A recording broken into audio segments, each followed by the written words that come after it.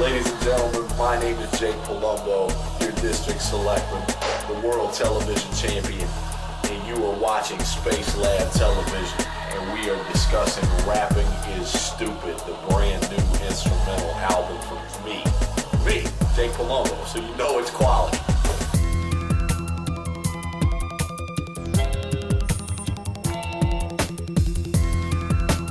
Folks, I don't know if you can see this out there in TV land, but that is what you call a completed master, an acetate, a test press. For my new instrumental record, Rapping is Stupid, which is going to be dropping, it looks like either the last week of March or the first week of April, depending on when I get a solid date from my distributor. But it's here, it's done. I started this project like a long time ago. I don't know, how much attention some of y'all pay or not, but I have a real bad habit of starting projects and never finishing them. So a long while back, I was like, yeah, man, I'm going to do an instrumental record. It's going to be, blah, blah, blah. And, District Selectman came out. I went on tour, for whatever 500 reasons, the shit never happens when it's supposed to the first time. It inevitably got put on the shelf. So I'm working on Unfocused third album, the new, full-length regular studio album. And I kind of hit a wall working on that because, I was going good. I liked the joints I had thus far. I had all the beats I needed. And then I just kind of hit a brick wall as far as rapping. I was frustrated, so I thought Rapping is Stupid would be a cool title for an instrumental album. With the basis being, since rapping is stupid, we're not going to have any on this record. I don't like to cheat the audience. If I'm going to attempt to push my rap album on you, I want it to actually be some substance, something that you can chew on and gain something from. So I really hit a brick wall as far as, I was just uninspired to write raps because everything sounded stupid to me. And I think a lot of that was brought on, by day, I was a recording engineer, and, I had to record a lot of really terrible, shitty, awful rap music for money. And, that's enough to uninspire anybody. So, anyway, I was chopping it up with Buck one day, and he was like, man, why don't you just finish up your instrumental album while you're thinking about it, and maybe by the time you get done with that, you'll be inspired to write again, and it'll be another project that you can throw out. You're damn near done anyway, and so I got to thinking about it and kind of got to work. I'm a big fan of instrumental music in general for a lot of reasons. I mean, I'm a musician, and I just really get a nut off hearing music. But the one thing about this record is I didn't want it to just come across as a beat tape, because, that would be interesting to people who rap. I mean, if you rap, you can sit and listen to beats for hours because you're thinking of your own lyrics, but I know a lot of people don't rap, They're fewer and farther between now than, in years past, but basically, I wanted people who didn't rap to be able to still gain something from it, and that's why, the record moves at kind of a fast pace. I mean, there's 24 or some odd tracks on the record, but most of them are, 2 minutes or less. Kind of imagine it as a soundtrack to a movie that doesn't exist.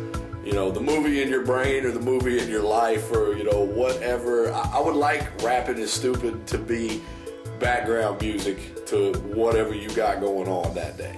Whether you're pondering an important life decision, whether, you're just chiefing out, whether you're doing your taxes, whether you're having sex. It's what I prefer to do to this record personally. So I want this album to be like a listening experience. I don't want you to throw your hands in the air. We here at Space Lab Recordings can't necessarily endorse or condone anything illegal or immoral, but if you smoke weed, I think you're going to really like this record. And it's really tough to say because I can't say, with the exception of this past week, I can't say I really spent any time on this record. And what I mean by that is, like, I just make music. You know, I used to do things one project at a time, very structured, have a to-do list of everything I was going to do, and it was cool, but, you know, at some point a few years ago, or really only in like the last year and a half, I just developed a different attitude of, I'm just going to try to create something today. You know, I mean, every day I'm going to try to bang something out. You know, regardless of what it ends up on later, whether I write rhymes, whether I'm making beats, whether I'm doing whatever, you know, I just tried to shit out something that day. So, you know, some days I'd make beats and they would end up being songs. Some days I would make beats and they'd end up sitting on the shelf. But as far as the stuff that I found good to listen to, and not necessarily the kind of beat that an MC would necessarily pick, you know, some of those beats I would kind of pinch off to the side, like, oh, this would be really great on my instrumental album. But like I said before, you know, that project was abandoned months ago. And once I made a resolve, like, yo, I mean, this record's over 50% finished, you know, let's just bang it out so you can say it's complete. Once that time came around, I started pulling, you know, some tracks I already had. I made probably 10 new ones. You know, there's brand new stuff on this record that nobody's ever heard. And I basically just tried to assemble it with like a DJ mentality. Meaning that I like to think all the transitions on the record transition really well.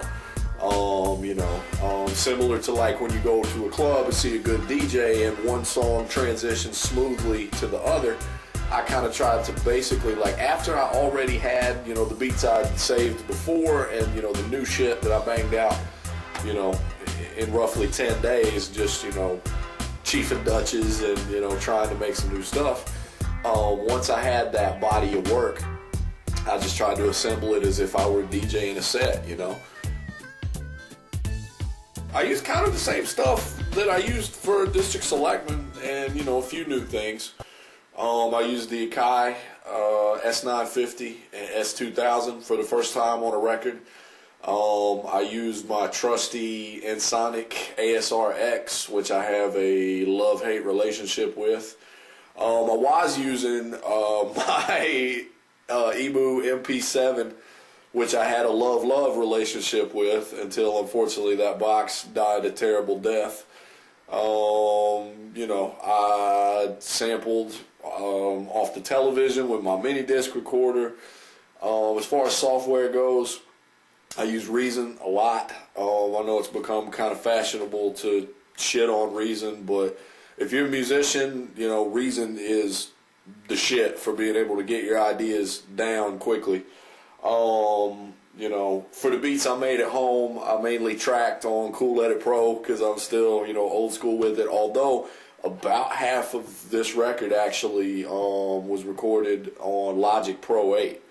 I've only been using Logic for like a year and a half now. And I love it. It's incredible. But yeah, you know, I mean, and actually, for the first time, there's not a lot, but there's a little bit of live instrumentation on this record.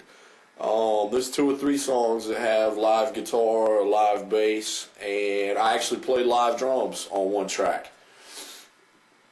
Beyond that, a shit ton of records. You know, to me, finding cool samples off of old vinyl, chopping them, doing whatever, you know, to me sampling is always going to be the essence of hip-hop.